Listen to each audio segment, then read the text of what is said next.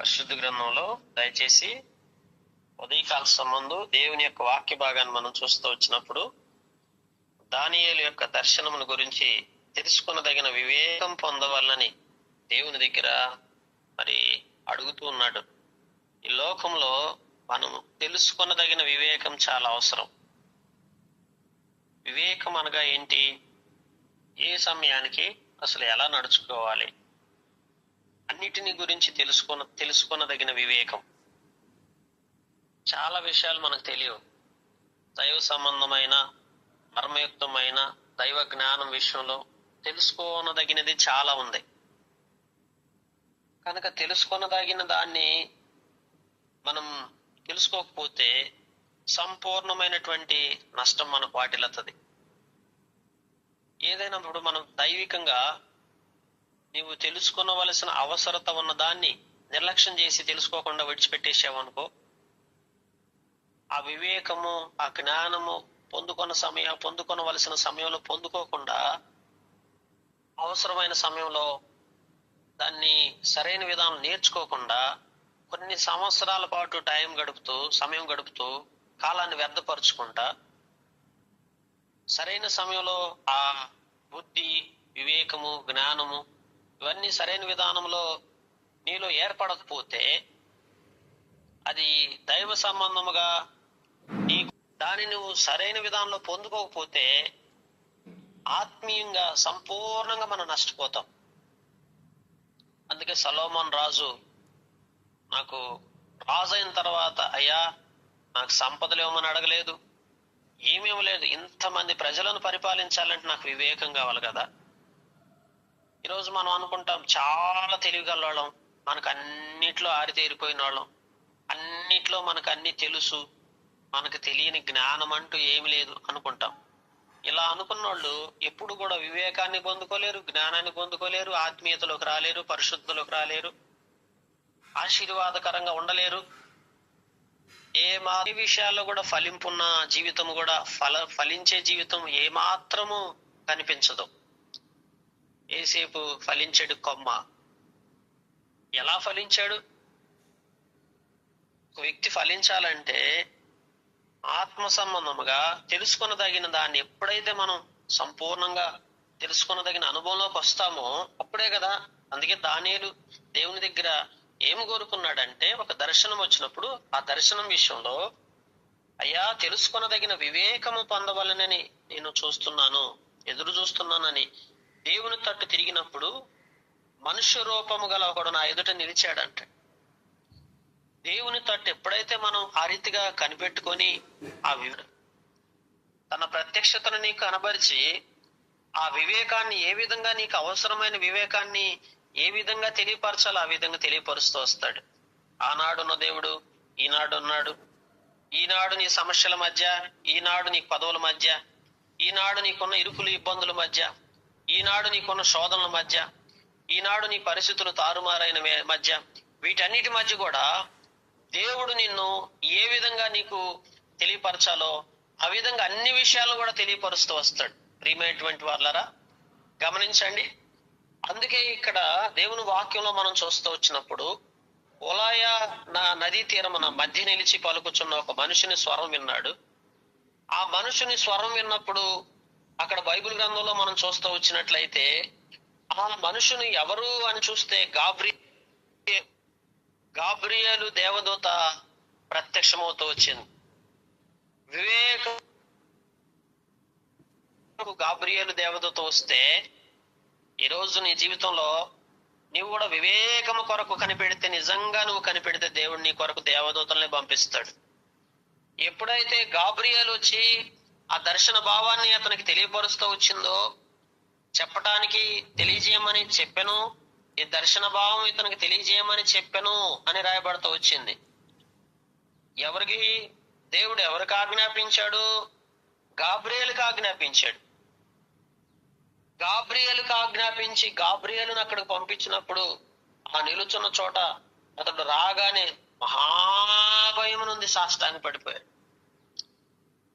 దేవుని బిడ్డలారా, ఎంత భయం దానియేలుకి! దేవుని పట్ల ఎంత భయం కలిగి ఉంటున్నాడు, ఎంతగా సాష్టాంగ పడుతున్నాడు. ఈ రోజుల్లో చాలా మంది దేవుని సన్నిధిలో మోకరించటం లేదు, అస్సలు మోకరించటం లేదు. మామూలుగా కూర్చోవటం, లేకపోతే ఆఫ్ మోకాళ్ళు వేయటం, పూర్తిగా సాగిలపడి ప్రార్థన చేయటం. అందే రండి నమస్కారం చేసి మనల్ని సృజించిన యెహోవా ఎదుట సాగిలపడుదుము. దేవుని బిడ్డలు ఎప్పుడు సాగిలపడాలి ఆయన ఎదుట. ఎప్పుడైతే ఆయన ఎదుట మనం సాగిల పడతామో ఆయన మనల్ని కరుణించే దేవుడు. దానియేలు ఎప్పుడైతే ఆ యొక్క వివేకము కొరకు ఎదురు చూస్తున్నాడో దేవదూత ప్రత్యక్షము కాగానే సాగిల పడిపోయాడు, అయ్యా నాకు సహాయం చేయ్యా. అతడు నరపుత్రుడా, ఈ దర్శనము అంత్యకాలమును గుర్చినదని చెప్తూ వచ్చాడు. అంత్యకాలం అడువరి గాఢ నిద్ర పట్టిన వాడై నేలను సాష్టాంగ పడిపోయి అతడు నన్ను పట్టుకుని లేవనెత్తి నిలబెట్టను. గాఢ నిద్రలోకి వెళ్ళిపోయాడు, భయపడిపోయాడు, సాష్టాంగ పడ్డాడు. దేవుని ఎదుట భయముతో వణికిపోతా ఉన్నాడు.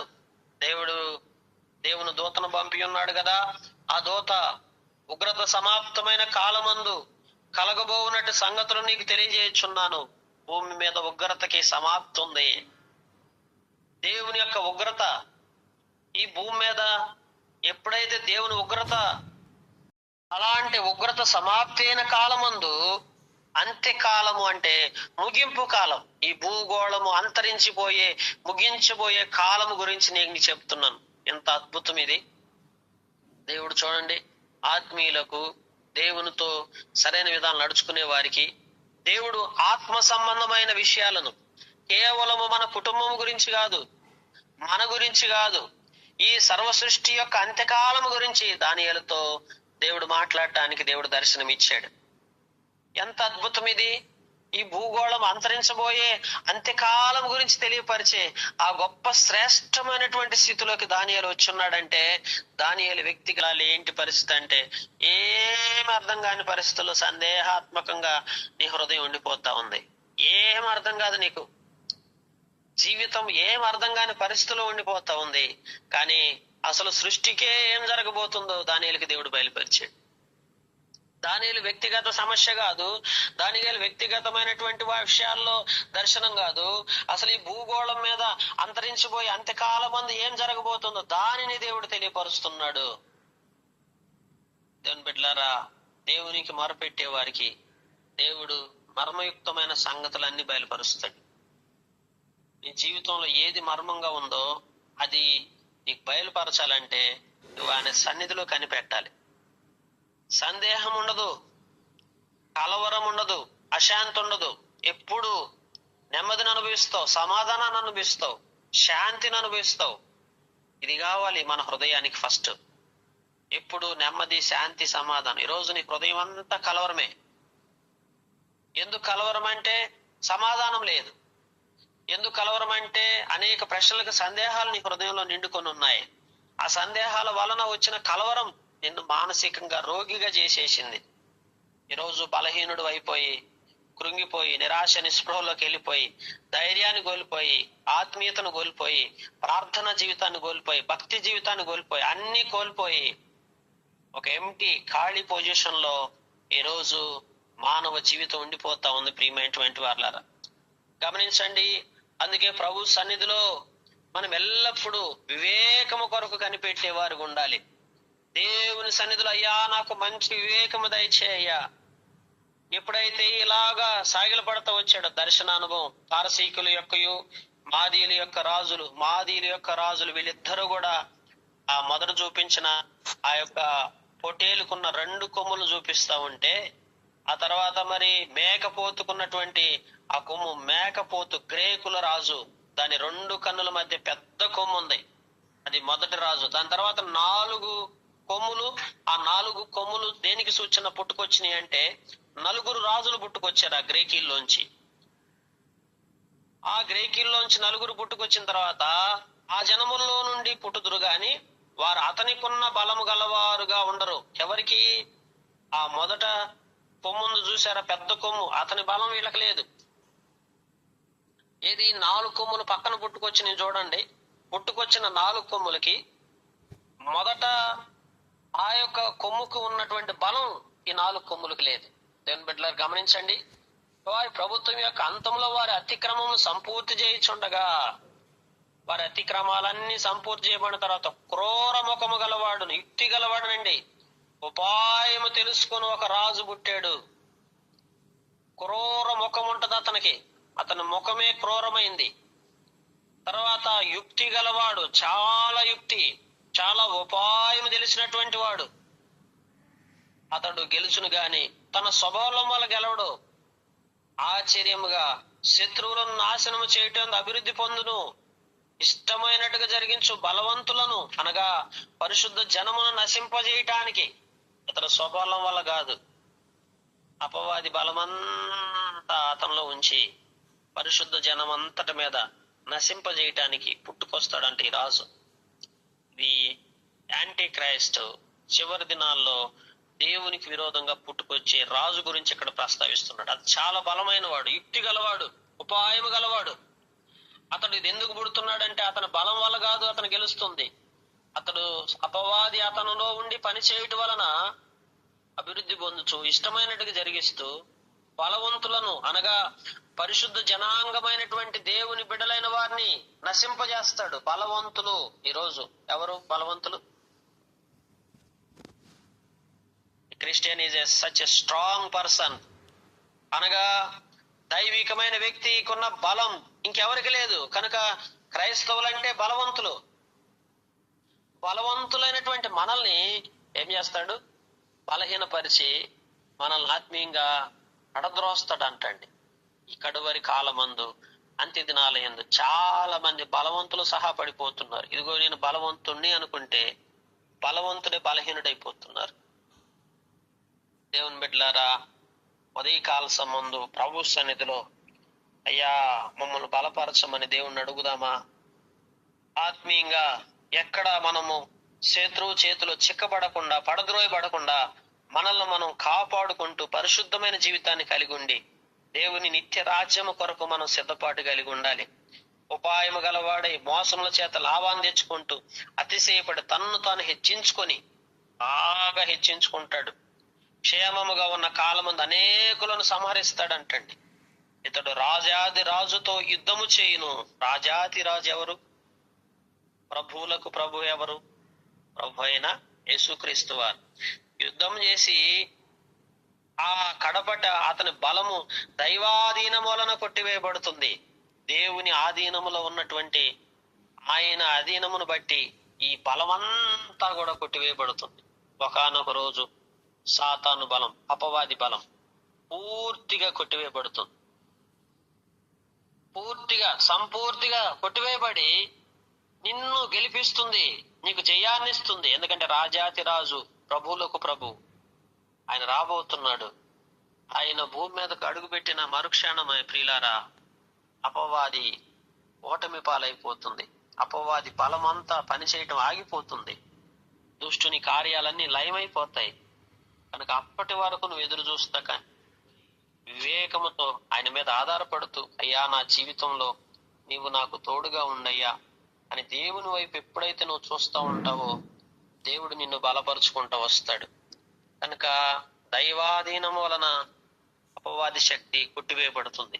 ఆనాడే కాదు, ఈనాడు కూడా.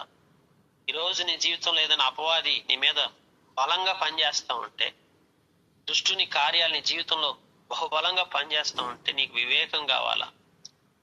దేవుని ఎదుట సాగిలపడి అయ్యా నాకు వివేకము దయచేయి, నన్ను బలపరచమని నువ్వు అడిగినట్లయితే దైవాధీనంలోకి నిన్ను తీసుకుంటాడు దేవుడు. ఆయన ఆధీనంలోకి నువ్వు ఎప్పుడైతే వస్తావో అపవాది నీ మీద పని చేయకుండా దుష్టుని కార్యాల నుంచి నిన్ను దేవుడు బయటికి తీసుకొచ్చి అన్ని విషయాల్లో క్షేమిస్తాడు. దానియేలు దర్శనం చూసినప్పుడు కొన్ని రోజుల పాటు వ్యాధిగ్రస్తుడైపోయాడు. వ్యాధిగ్రస్తుడు ఎందుకు అయ్యాడంటే మనోవ్యాకులం కలుగుతూ వచ్చింది. ఈ అంత్యదినాల యొక్క జరగబోయే సంగతులను దానియేలుకు చూపించినప్పుడు దానియేలు అంట వ్యాధిగ్రస్తుడైపోయాడంట కొన్ని దినాల పాటు. తర్వాత కుదురుబడి రాజు కొరకు చేయవలసినవన్నీ చేసి ఆ దర్శనము గురించి విస్మయం గలవాడై దాని సంగతి తెలుపుగలవాడు ఎవడునూ లేకపోయినా అట్లాంటి విస్మయం పొందుతూ వచ్చాడు. అలాంటి దర్శనాలను దానియేలు చూడగలుగుతూ వచ్చాడు. ఉదయకాల సంబంధు దేవుని బిడ్డలారా, ప్రభు సన్నిధిలో హృదయపూర్వకంగా అడుగుదాం. తెలుసుకొనదగిన వివేకము నాకు దయచేయండి అయ్యా. నాకు వివేకము కావాలి. నాకు తెలియనిది చాలా ఉంది నాయన, తెలుసుకొనదగినది చాలా ఉంది, నాకు బలపరచమని దేవుణ్ణి అడిగితే దేవుడు ప్రతిదీ నీ గ్రాహ్యంలో తీసుకొస్తాడు, నీ గ్రహింపులో తీసుకొస్తాడు. నీ కుటుంబాన్ని గురించిన గ్రహింపు తీసుకొస్తాడు. ఇంకా నీ ఇంటి గురించి, నీ కుటుంబం గురించి, నీ వ్యక్తిగత జీవితం గురించి, సంఘ జీవితం గురించి, దేవుని రాకడ గురించి అన్ని సంగతుల్ని గ్రాహ్యంలోకి దేవుడు తీసుకొస్తాడు. కనుక తెలుసుకొనదగిన వివేకం, అవసరమైన వివేకం, ఏదైతే నువ్వు పొందుకోవలసిన వివేకం ఇంకా పొందుకోకుండా ఉన్నావో దానిని ఉదయకాల సంబంధ ప్రభువా నాకు కావాలని అడుగు. నాకు వివేకం దయచేయమని నువ్వు దేవుణ్ణి అడిగితే దేవుడు తప్పకుండా నీ ప్రతి ప్రశ్నకి జవాబిస్తాడు, ప్రతి సమస్యకి పరిష్కారం ఇస్తాడు, ప్రతి పరిస్థితులను దేవుడు చక్కపరుచుకుంటూ వస్తాడు, ఆత్మీయతలో తీసుకొస్తాడు, ఉన్నతంగా నిలబెడతాడు. చాలా సార్లు కన్ఫ్యూజన్ అవ్వటం మానేసేయి. సందేహపడొద్దు, డౌట్ పడొద్దు. సందేహమే మనిషి జీవితాన్ని పతనం చేస్తుంది. ఎప్పుడైతే అనాలోచనలు, సందేహాలు, ప్రశ్నలు నీ జీవితంలో తలెత్తున్నాయో అది సరైన ఆత్మీయతకు సూచన కాదు దేవుని బిడ్డలారా. కనుక కలవరం నుంచి బయటకు వచ్చేసి, సందేహాల నుంచి బయటకు వచ్చేసి దేవుని సన్నిధిలో సాగిలపడి నాకు సరైన వివేకము దయచేయి, తెలుసుకొనదగిన వివేకము దయచేయమని దేవుణ్ణి అడుగు. తెలియని వాటన్నిటినీ నీ గ్రాహ్యంలోకి దేవుడు తీసుకొస్తాడు. దాని కొరకై ఎదురు చూస్తూ వచ్చినప్పుడు దేవుడు నిన్ను అన్ని విధాలకు